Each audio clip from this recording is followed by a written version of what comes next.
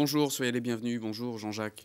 Bonjour Franck. Alors aujourd'hui, nous allons porter un regard sur le cas de Geneviève qui est furieuse et terriblement déçue. Elle s'est occupée pendant 1 an de sa mère atteinte d'un cancer, elle lui a tout sacrifié et elle se sent en retour maltraitée.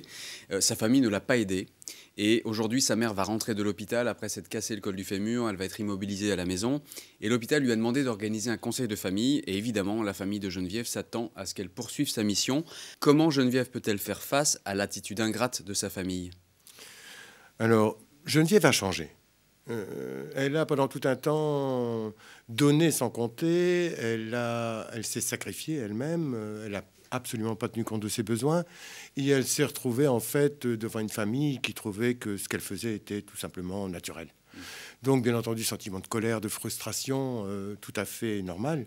Et aujourd'hui, Geneviève a décidé qu'elle voulait donc être plus constructive, qu'elle voulait se faire respecter de sa famille, et respecter pour le travail qu'elle peut faire et l'aide qu'elle peut encore apporter. Et donc je pense qu'il est important qu'elle puisse bien préparer cette réunion de famille, qui ne sera pas simple. Il ne faut pas qu'elle s'attende à ce que tout se passe bien.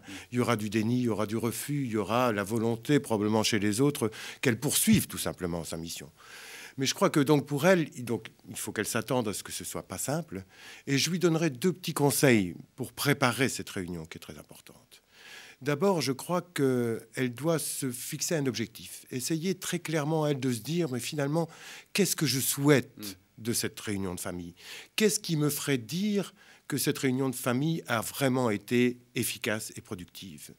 Et l'autre chose, par contre, qu'elle doit faire aussi pour préparer cette réunion, c'est anticiper la manière dont ça va se passer. Et ça ne se passera pas forcément bien. Donc, il est important qu'elle puisse, en imagination déjà, penser au pire, je dirais, et l'affronter, en tout cas, dans son esprit pour le moment, et s'y préparer.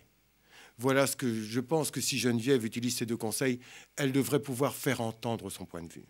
Très bien, merci beaucoup. À bientôt pour un nouveau Regard de Psy.